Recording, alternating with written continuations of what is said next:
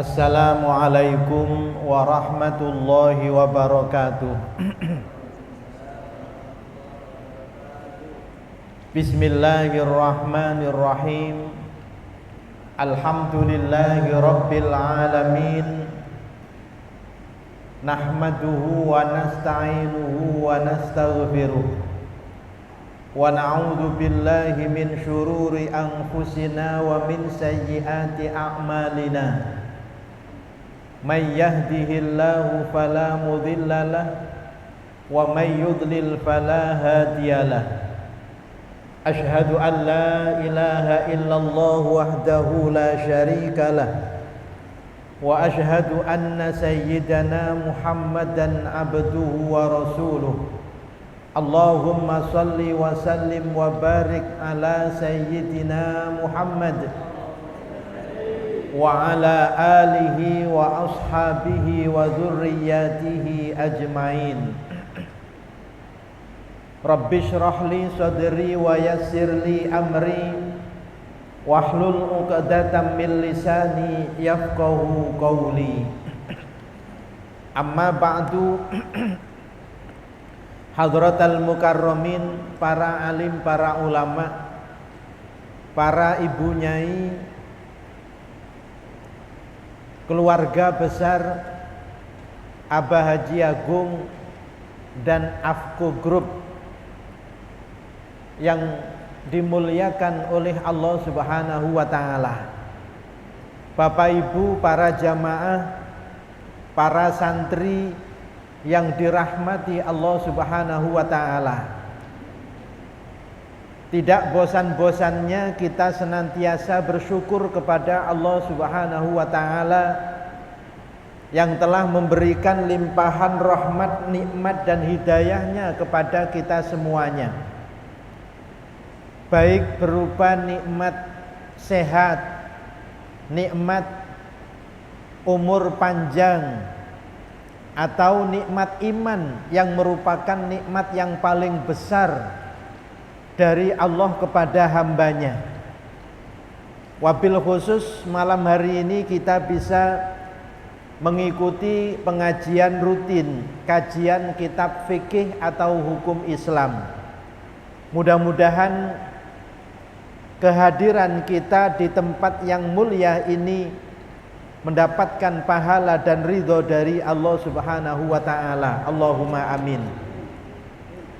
Sholawat dan salam semoga tetap terlimpahkan kepada junjungan kita Nabi besar Muhammad sallallahu alaihi wasallam yang telah memberikan bimbingan dan tuntunannya kepada kita berupa ajaran agama Islam.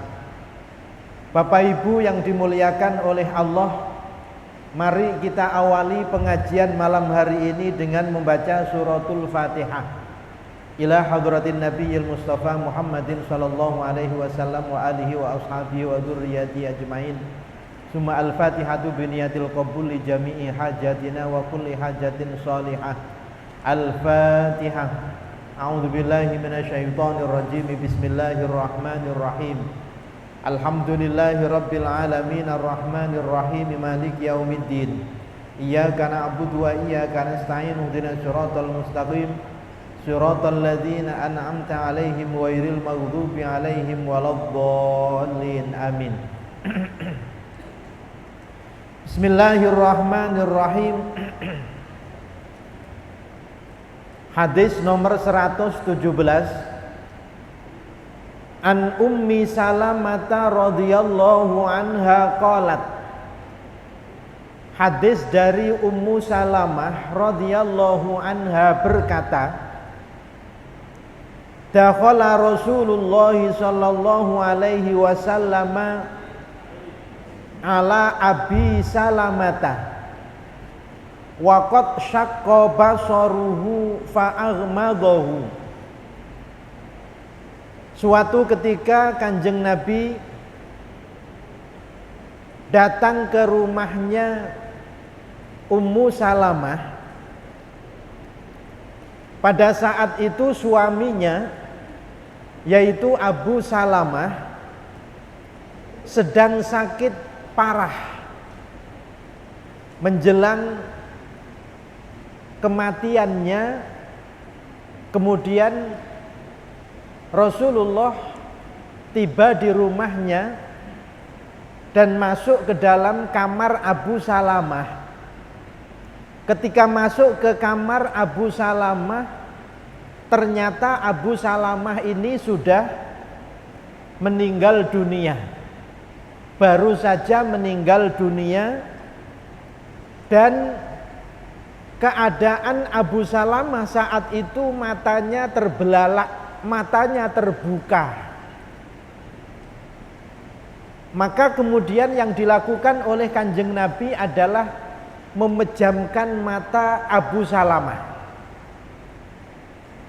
Bapak Ibu yang dimuliakan oleh Allah, saya pernah menyampaikan bahwa saya pernah menyaksikan kematian seseorang, termasuk bapak dan ibu saya. Pada saat akan meninggal dunia, ini yang tadinya matanya ini terpejam, pada waktu tidak sadarkan diri itu matanya terpejam, motone merem. Maka tiba-tiba kemudian matanya terbuka dan seperti mengikuti pandangan ke atas. Begitu yang saya saksikan. Dan ternyata dalam hadis ini juga diterangkan keterangan yang sama. Ketika saya menyaksikan bapak ibu saya meninggal dunia ini, matanya terbuka dan seolah mengikuti pandangan ke depan. Sampai kemudian setelah itu saya mendapati ibu dan bapak saya sudah meninggal dunia. Jadi keadaan meninggal dunianya ini dengan mata terbuka, dengan mata terbelalak. Kiai saya juga pas saya sedang menunggui di dekatnya, detik-detik kematiannya, saya membacakan surat Yasin. Belum selesai saya membaca surat Yasin, maka kiai saya meninggal dunia juga dalam keadaan mata beliau ini terbuka. Padahal tadinya ketika saya baca surat Yasin, itu matanya terpejam. Bapak Ibu yang dimuliakan Allah Subhanahu wa ta'ala, ketika Rasulullah mendapati sahabat Abu Salamah di kamarnya telah meninggal dunia dan mata beliau terbuka, yang dilakukan oleh Rasulullah adalah memejamkan mata Abu Salamah. Maka Bapak Ibu atau para santri, adik-adik, ketika nanti misalnya mendapati orang yang meninggal dunia, kemudian matanya masih terbuka, maka disunahkan untuk memejamkan mata orang yang meninggal dunia itu, meniru apa yang telah dilakukan oleh Rasulullah kepada sahabat Abu Salamah. Nah, setelah Rasulullah memejamkan mata sahabat Abu Salamah, kemudian beliau bersabda, "Summa qala innar ruha idza qubidha atba'ahul basar." Itu dawuhnya Kanjeng Nabi. Sesungguhnya roh itu jika diambil tentu oleh malaikat Israel yang ditugasi untuk mencabut nyawa, maka keluarnya roh dari tubuh itu akan diikuti oleh mata.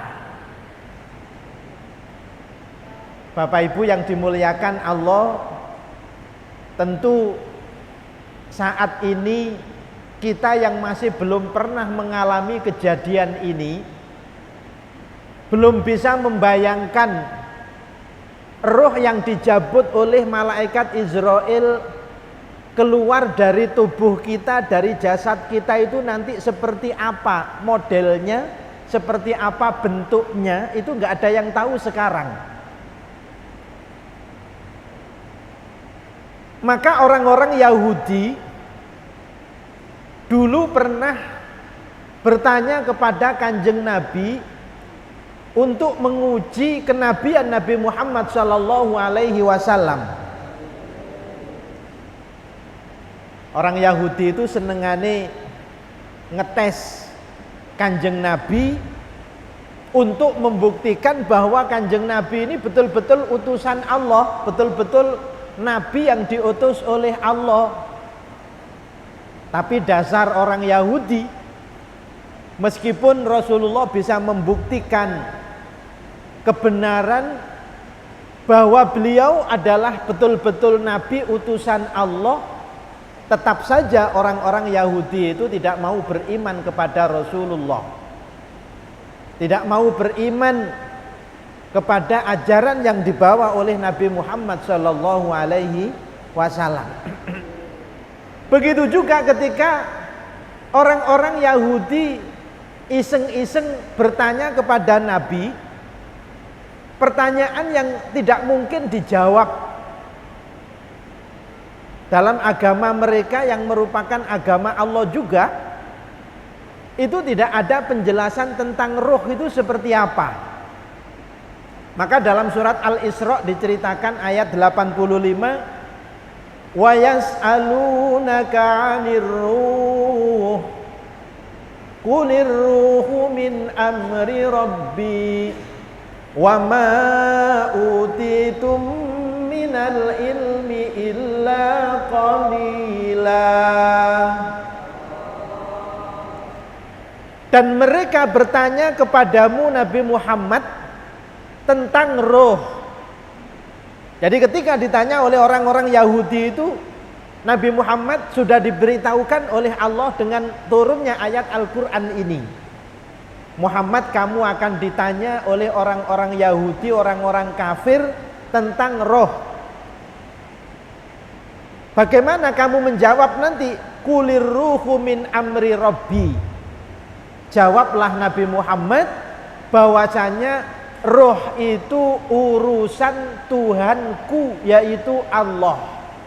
Kulir ruhu min amri rabbi wa ma utitum minal ilmi illa qalila.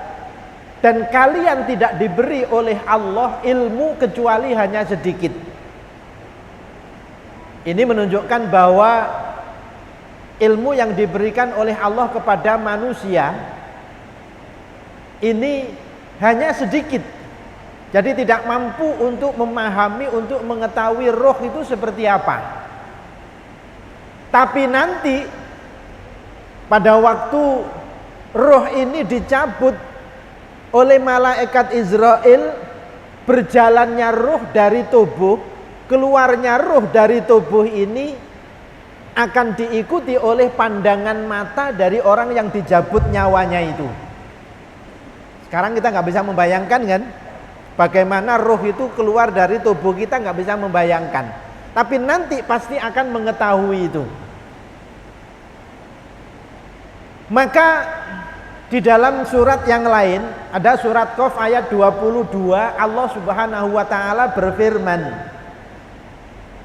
laqad kunta fi ghaflatin min hadza fakashafna anka ghita'aka fabasaruka al-yawma hadid. Kata Allah, laqad kunta fi ghaflatin min hadza. Karena roh itu tidak diberitahukan oleh Allah, tetapi roh itu benar adanya untuk menguji keimanan kita semuanya. Dan roh itu nanti yang akan dijabut oleh Allah melalui malaikat Israel dari tubuh seseorang, sehingga kemudian tubuh seseorang itu menjadi mati ketika sudah tidak ada rohnya. Itu sudah diceritakan. Nabi Muhammad juga sudah menceritakan melalui hadis-hadisnya. Allah juga sudah menceritakan bahwa kullu nafsin dha'iqatul maut. Semua jiwa nanti itu akan mati, akan merasakan mati. Wes, kata Allah, sungguh kamu dulu pada waktu hidup di dunia fi ghaflatin min hadza, lalai dari kejadian atau peristiwa kematian ini. Kalau orang yang beriman insya Allah tidak lalai. Orang yang beriman insya Allah percaya, yakin bahwa kematian itu benar adanya. Dan kematian itu bukan kemudian akhir dari suatu kehidupan. Karena kematian itu adalah keluarnya ruh dari nyawa, dari badan. Berpisahnya ruh dari badan. Yang mati badannya, tapi ruhnya tetap hidup. Tapi ruhnya tetap hidup. Maka pada waktu kejadian mati itu, ketika ruh diambil oleh Allah melalui malaikat Israel keluar dari tubuh, pada saat itulah Allah menyingkap fakashafna anka ghita'aka. Allah menyingkap tutup yang menghalangi antara pandangan mata dengan sesuatu yang tidak dapat terlihat pada waktu masih hidup di dunia. Nah, ini Bapak Ibu yang dimuliakan oleh Allah memberikan pengertian bahwa saat ini pandangan mata kita ini tidak mampu melihat roh, tidak mampu melihat surga, tidak mampu melihat neraka. Karena memang ada tutup yang menghalangi. Jadi untuk menguji keimanan kita semuanya. Tetapi tutup itu akan dibuka oleh Allah Subhanahu wa taala pada waktu roh ini akan keluar, akan berpisah dari tubuh seseorang. Pada saat itu matanya ini bisa melihat keluarnya roh dari tubuh. Dan bahkan bisa melihat tempat yang akan ditempati nanti setelah dia meninggal dunia. Apakah di surga ataukah di neraka. Maka dijelaskan di dalam ayat ini fabasoru kal yauma hadid. Penglihatanmu pada waktu itu, pada waktu nyawa, pada waktu ruh keluar dari tubuh, pandanganmu pada waktu itu sangat tajam. Jadi bisa melihat dengan jelas keluarnya ruh dari tubuh itu, bahkan juga bisa melihat tempat yang nanti akan menjadi tempatnya, apakah di surga ataukah di neraka. Bapak Ibu yang dimuliakan oleh Allah Subhanahu wa taala, lanjutan dari hadis ini, fadhajjana sun min ahli. Kalau orang yang akan mati itu ditunggui oleh keluarganya, dan keluarganya mengetahui bahwa yang ditunggui ini telah diambil nyawanya, nyawanya telah berpisah dari tubuhnya, maka pada saat itu keluarga yang menunggui ini akan berteriak dengan suara yang keras. Biasanya kan begitu. Fadhajjana sun min ahli. Keluarganya yang menungguinya akan berteriak dengan suara yang keras. Nek sing nunggoi anake, sing ditunggoni bapak nih, sebelum mati meskipun dalam keadaan koma, itu pasti ditunggui dengan banyak berdoa atau dibacakan Al-Quran atau hanya ditunggui saja. Tetapi ketika bapaknya yang ditunggu ini betul-betul mati, pasti anak ini juga akan kaget dan berteriak dengan suara yang keras. Jadi, "Bapak," gitu ya, "jangan mati. Bapak, jangan tinggalkan aku." Kan begitu. Ini bahasa Indonesia. Ini bahasa Jawa ya sesuai dengan bahasa kesehariannya, "Pak, Ojo mulai Pak, ojo mati Pak, kan begitu. Itu sudah dijelaskan oleh Rasulullah dalam hadis ini. Maka kata Rasulullah, kok faqala la tad'u ala anfusikum illa bi khairin. Pada saat seperti itu orang yang masih hidup dianjurkan untuk berdoa dengan doa yang baik.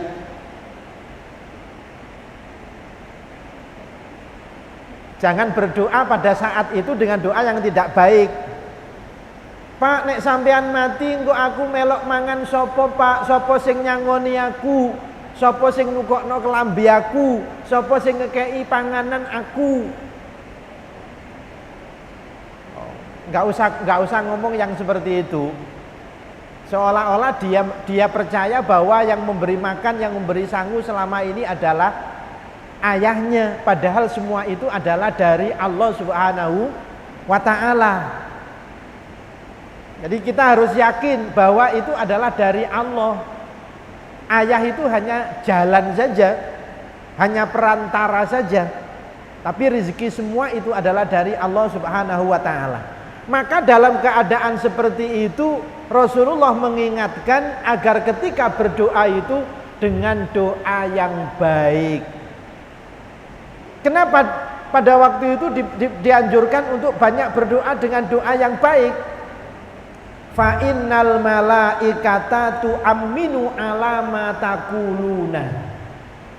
Karena sesungguhnya para malaikat itu mengaminkan apa yang kalian ucapkan. Ini alasan Rasulullah menganjurkan agar pada saat-saat yang seperti itu keluarga yang ditinggalkan ini berdoa dengan doa yang baik, karena para malaikat pada waktu itu akan mengaminkan apa saja yang diucapkan oleh keluarga yang ditinggal mati tadi. Kalau yang diucapkan ini sesuatu yang jelek, maka akan diaminkan oleh malaikat, dan aminnya malaikat itu diijabah oleh Allah Subhanahu wa ta'ala. Nunggoi wong tua kudu siap. Makanya biasanya kalau ada orang tua yang sakitnya ini sudah parah atau detik-detik akan meninggal dunia, keluarga yang nunggui ini ditanya dulu, sampean melok nunggu ini, sampean harus siap. Nek sampean gak siap, palak sampean metuai. Orang Jawa biasanya begitu. Sampean nunggoni bapak sampean ini sudah detik-detik akan meninggal dunia. Kalau sampean nggak kuat, lebih baik sampean nggak usah nunggui bapak sampean yang akan mati. Lebih baik sampean keluar saja. Kenapa? Kalau nggak kuat nanti kalau bapak sampean mati, sampean keceplosan akan berkata dengan kata-kata yang tidak baik. Padahal kata-kata itu akan diaminkan oleh para malaikat, begitu. Makanya nek niat nunggoni wong tua jangi sampean, ya kudu siap dengan doa yang baik. Nah, doa yang baik itu juga diajarkan oleh Rasulullah dalam hadis ini. Summa qala Allahumma ghfir li abi salamata warfa' darajatahu fil mahdiyina wafsah lahu fi qabrihi wa nawwir lahu fihi wahlufhu fi aqibihi. Kene sampean ngapalno sulit sampean ngapalno. Tapi saya terjemahkan, nanti doanya boleh dengan doa bahasa Indonesia utawa bahasa Jawa yang sampean pahami. Sing penting isi dungane niru seperti doa Kanjeng Nabi ketika menyaksikan orang yang meninggal dunia. Apa yang dibaca oleh Nabi kepada Abu Salamah yang meninggal dunia? Allahumma ghfir li abi salamata. Ya Allah, ampunilah dosa-dosa Abu Salamah. Sampean nanti doanya juga begitu. Kalau menyaksikan orang yang meninggal dunia, sampean doakan, ya Allah, ampunilah dosa-dosa bapak saya. Kalau yang meninggal bapak sampean. ampunilah kesalahan bapak saya. Makanya Bapak Ibu yang dimuliakan oleh Allah, ini tradisi kita ya, tradisi kita.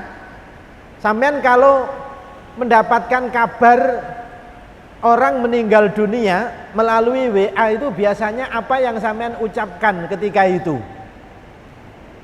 Doa, biasanya doa apa? Ada yang biasanya menulis doa inna lillahi wa inna ilaihi rajiun, semoga almarhum husnul khotimah. Pernah dengar doa itu? Ya sering. Nulis semoga almarhum atau almarhumah husnul khotimah. Doa itu sebenarnya doa yang kurang pas. Saya tidak mengatakan salah ya, tapi doa yang kurang pas. Nanti kalau saya mengatakan salah koyok pinter-pinter dewe. Kenapa kurang pas?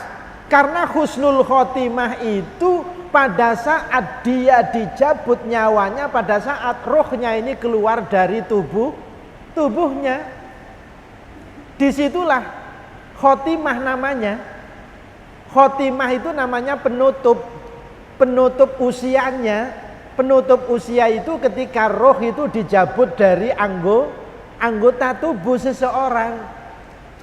Nah, kita mendoakan orang yang sudah dicabut nyawanya, berarti dia sudah ditutup usianya. Didoakan husnul khotimah. Mestinya doa husnul khotimah itu untuk orang-orang yang belum dicabutnya nyawanya. Tak dongakno muga-muga sampeyan jange nikmati husnul khotimah. Itu benar. Pas mati husnul khotimah atau su'ul khotimah, didoakan supaya husnul khotimah. Tapi nek wis mati kok didongakno muga-muga almarhum husnul khotimah, itu ndak pas, wong wis mati. Husnul khotimah itu mang sak gurunge mati, ketika dicabut nyawanya itu. Lah yang benar bagaimana?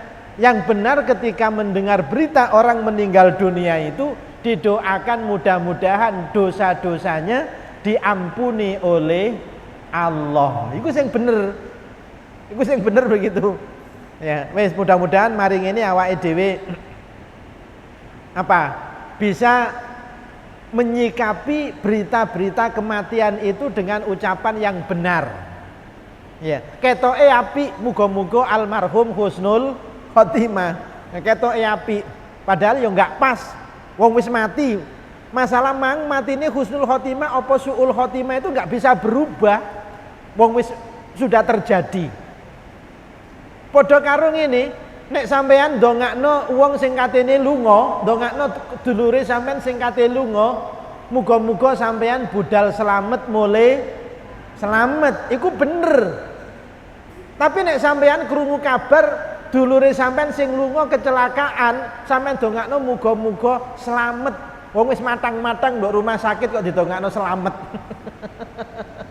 Mau apa matang-matang itu. Wis dikabari wis nyata-nyatane wis dibawa ke rumah sakit dalam kondisi luka parah. Ya didongakno muga-muga selamat. Muga-muga ya didongakno muga-muga selamat itu maksudnya muga-muga ya masih diselamatkan oleh Allah. Jadi tidak sampai meninggal dunia, muga-muga luka-lukanya juga segera dipulihkan, disembuhkan oleh Allah Subhanahu wa taala. Seperti itu. Wis kecelakaan itu wis gak selamat. Ya, wis kecelakaan wis gak selamat. Didongakno muga-muga nek kapan luka, muga-muga lukae enggak parah. Utawa muga-muga lukanya ini segera bisa disembuhkan oleh Allah Subhanahu wa taala. Begitu. Padha karo sampean katene nikah. Kalau mau nikah belum tahu jodohnya, didongakno muga-muga nanti sampean nikah itu dapat istri yang cantik, yang sholihah. Cocok enggak? Cocok. Mudah-mudahan dapat istri yang cantik dan sholihah. Tapi nek wis mari nikah, ya wis oleh bojo, bojone ya iku. Pak didongakno muga-muga bojone sampean ayu sholihah. Apa mari ngono nek didongakno ngono bojo sing elek iso dadi ayu mari ngono. Ya gak iso. Ya wis ngono iku eneke. Ya muga-muga sampean bojone ayu. Ya wis ngono iku adanya. Wong sudah punya bojo. Sama dengan tadi mendoakan orang yang meninggal dunia itu bukan didoakan semoga husnul khotimah karena sudah meninggal dunia. Lah doanya mudah-mudahan dia diampuni dosa-dosanya oleh Allah Subhanahu wa taala. Begitu. Allahumma ghfir li Abi Salamata. Yang kedua, warfa' darajatahu fil mahdiyin. Dan angkatlah derajatnya, wahai Allah, angkatlah derajatnya bersama dengan orang-orang yang engkau beri petunjuk. Ini doa yang benar untuk orang yang sudah meninggal dunia. Angkatlah derajatnya wahai Allah dan kumpulkan bersama dengan orang-orang yang telah engkau beri petunjuk. Diangkat derajatnya, ditempatkan di tempat yang mulia. Wafsah lahu qabrahu dan luaskanlah kuburannya, luaskanlah baginya kuburannya. Jadi tempatnya di alam barzah ini diluaskan, dijadikan raudhatun min riyadil jinan, bukan dijadikan hufratun min hufarin niron. Itu doa kita begitu. Jadikanlah alam barzahnya ini wahai Allah sebagai taman di antara taman-taman surga, bukan jurang di antara jurang-jurang neraka. Itu baru benar doanya. Wa nawwir lahu fihi, dan sinarilah, terangilah dia di alam barzahnya. Awake dhewe ngene iki gurung tau nglakoni, ya cek gurung iso mbayangno karena memang mata kita masih ditutup oleh Allah Subhanahu wa taala. Tapi nanti akan dibuka pada waktu nyawa kita ini dicabut oleh Allah, keluar dari tubuh kita itu, mata kita ini dapat melihat dengan penglihatan yang tajam seperti dalam surat Qaf ayat 22 tadi itu. Silakan dibaca surat Qaf ayat 22, syukur bisa dibaca dengan tafsirnya atau asbabun nuzul dari ayat ini. Juga ada kisah-kisah dari para sahabat yang menjelaskan bagaimana seseorang yang ketika meninggal dunia itu penghalang antara penglihatan dia dengan hal-hal yang dulunya tidak dapat dilihat itu kemudian dibuka semuanya oleh Allah sehingga dia bisa melihat sesuatu yang dulunya tidak bisa dilihat itu dengan penglihatan yang sangat tajam. Angkane motone melorok begini orang yang mati itu. Ya pasti begitu. Saya sudah menyaksikan beberapa kali. Sampean gak percaya, sampean nek katene enek wong mati sampean parani, sampean tunggoki sak mati nih. Nek wani. Sampean dipeloroki aja wedi. Ya. Dia melorok itu enggak nguasno sampean. Tapi wong mati melorok iku nguasno roe sing metu teko awake dhewe gitu. Jadi ojo suudzon nanggone wong sing mati. Wong iki mati kok nguasno aku mencicil nang aku. Sampean kepeden. Bukan. Ora mencicili nang sampean, tapi mencicili nang roe sing keluar dari tubuhnya itu. Wa nawwir lahu fihi, dan terangilah baginya di alam kuburnya. Itu doa Nabi. Sekarang kondisinya orang yang sudah mati itu dia sudah pindah dari alam dunia ke alam barzah. Dia sudah pindah itu. Wahlufhu fi akibihi, dan berilah penggantinya dalam turunannya. Berilah penggantinya dalam turunannya. Jadi mendoakan, jadi mudah-mudahan ya ketika dia meninggalkan dunia ini, meninggalkan rumah yang mungkin rumah ini rumah yang baik, tapi dia diganti oleh Allah rumah di alam barzahnya ini rumah yang lebih baik. Itu diantara doa-doanya begitu. Jadi wa abdilhu ahlan khairan min ahlihi, ya, wa baitan khairan min baitihi, wa ahlan khairan min ahlihi. Jadi di alam barzah itu Kita doakan mudah-mudahan dia juga diberikan tempat yang lebih baik daripada tempat yang ditinggali pada waktu di dunia. Diberikan keluarga yang lebih baik daripada keluarga yang ditinggalkan di dunia. Jadi begitu doanya. Sehingga orang yang meninggal dunia ini mendapatkan rahmat dari Allah Subhanahu wa taala dan dia merasakan kenikmatan di alam barzahnya, karena alam barzahnya ini dijadikan taman oleh Allah di antara taman surga. Mudah-mudahan kita nanti bisa seperti itu semuanya. Allahumma amin ya rabbal alamin. Ini hadisnya sahih, diriwayatkan oleh Imam Muslim, rawahu Muslimun. Bapak Ibu yang dimuliakan oleh Allah Subhanahu wa taala,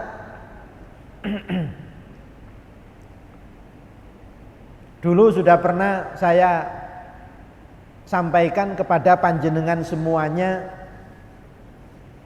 ketika sedang sakit itu diusahakan bisa membaca zikir yang sebenarnya tidak panjang zikir itu.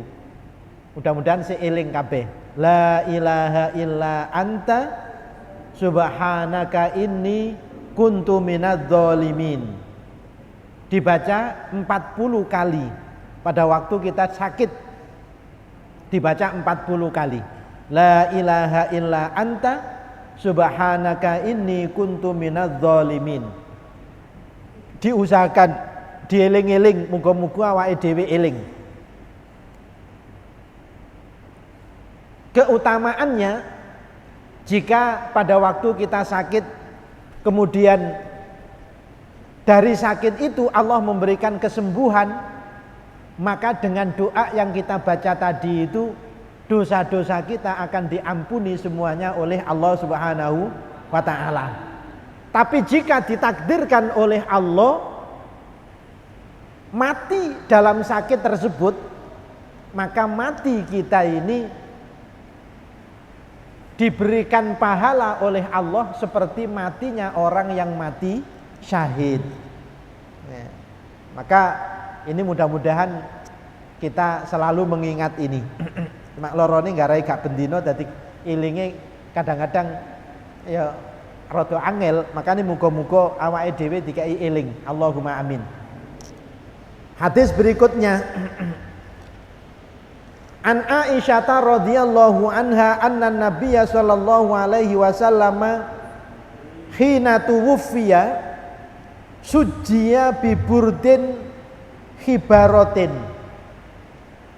Aisyah istri Rasulullah meriwayatkan bahwasanya ketika Nabi Muhammad sallallahu alaihi wasallam meninggal dunia, beliau kemudian ditutupi dengan kain yang kainnya ini bukan kain polos tapi kain bermotif. Ini yang ditiru oleh orang-orang Jawa itu. Nek wong mati biasanya kemudian ditutupi karo sewek. Nek gak Jawa gak paham sewek, jarik. Jadi yang biasa dipakai oleh orang-orang tua kita. Sekarang gak ada orang pakai sewek ya. Gak tahu tumon apa maneh sing nom-nom ya katape usum gawe sewek. Nah, dulu sewek ini pakaian keseharian orang-orang tua kita. Ketika ada orang meninggal dunia, sewek ini banyak fungsinya. Dipakai untuk menutup jenazah orang yang sudah meninggal dunia itu. Ini ada contoh dari keluarga Nabi Shallallahu Alaihi Wasallam. Bahkan kalau melihat keterangan dari hadis ini, sebelum ditutup dengan kain, sebelum ditutup dengan sewek atau jarik tadi itu, diusahakan pakaian-pakaiannya semuanya dilepaskan. Kenapa? Karena kalau dilepaskan, jarak antara mati dengan misalnya dimandikan itu agak lama. Biasanya anggota tubuh ini sudah mulai agak kaku. Jadi anggota tubuh sudah mulai agak kaku, karena itu melepas bajunya biasanya agak sulit. Nah, wong Jawa biasanya di tempat saya biasanya melepaskan baju itu tidak seperti melepaskan baju sebagaimana umumnya, tapi melepaskan bajunya orang mati itu biasanya langsung disobek. Jadi dengan gunting. Sebab kalau dilepaskan melalui kancingnya begitu, itu agak sulit karena kondisi anggota tubuhnya ini biasanya sudah mulai agak kaku. Dan itu akan berpengaruh kepada mayit. Bapak Ibu yang dimuliakan oleh Allah, disebutkan di dalam keterangan-keterangan hadis yang lain, orang ketika dijabut nyawanya itu sakitnya ini seperti seluruh sakit yang ada di dunia itu dikumpulkan jadi satu, yaitu lorone orang ketika dijabut nyawa. Nah, saking sakitnya orang ketika dijabut nyawa, setelah nyawanya ini lepas dari tubuhnya ini masih bisa merasakan sakit yang sangat. Karena itulah kemudian Rasulullah menganjurkan ketika merawat jenazah ini dengan lembut. Ketika memandikan juga dimandikan dengan cara yang lembut. Ojo angger diguyangi biar biurai, ngosoki tangane, ngosoki awake, ngosoki sikile, koyok ngosoki golekan. Iya. Tapi diperlakukan dengan lembut kata Rasulullah. Bahkan ketika kulitnya orang yang meninggal dunia ini disentuh, itu sakitnya masih terasa begitu sakit. Ya koyok sampean nek duwe borok ya, sampean duwe luka di tubuh sampean itu, kalau luka sampean itu disentuh itu pasti sakitnya tambah nemen. Ya, jangankan disentuh, kedemok aja lorone nggak karu-karuan. Orang yang meninggal dunia seperti itu. Maka ketika gendong dari tempat tidur dibawa ke tempat untuk dimandikan, ini digendong dengan cara yang halus. Ketika dimandikan juga dimandikan dengan cara yang lembut. Sampai kemudian ketika dikafani pun juga diusahakan dengan cara yang lembut sehingga mayit ini tetap terjaga ya, dari rasa sakit yang sangat pada waktu dijabut nyawanya itu. Bapak Ibu yang dimuliakan oleh Allah Subhanahu wa taala, jadi hadis ini memberikan pelajaran kepada kita semuanya. Ketika kita mengetahui ada orang yang meninggal dunia, maka segera lepas bajunya, segera lepas pakaiannya. Kemudian ditutupi dengan kain sebagai pengganti dari baju yang dipakai oleh mayit tadi itu. Sebab nanti ketika dimandikan itu tidak perlu membuka baju yang dipakai, tentu akan menyulitkan. Tetapi ketika ditutup dengan kain biasa itu, ketika dimandikan ini akan lebih mudah. Nah, diusahakan kainnya ini kain yang tidak terlalu tebal. Syukur kain yang juga tidak terlalu tipis, yang mungkin nanti kalau kainnya ini bermotif itu kan dapat menutupi ya tubuh yang ditutupi itu. Tapi kalau kainnya ini polos, dikhawatirkan kain ini tipis polos sehingga ketika dipakai untuk nutupi tubuhnya mayit itu masih kelihatan ketok seriwing ya. Jadi rodok ketok awak itu dihindari yang seperti itu. Jadi Nabi ditutupi dengan kain yang bermotif itu tujuannya agar anggota tubuhnya itu tidak terlihat. Ya. Bapak Ibu yang dimuliakan oleh Allah Subhanahu wa taala, maka kemudian setelah itu kemudian dimandikan. Pada waktu dimandikan itu diusahakan tidak sampai membuka auratnya, tidak sampai membuka auratnya. Nah, bagaimana menyiram auratnya dengan air kalau tidak dibuka?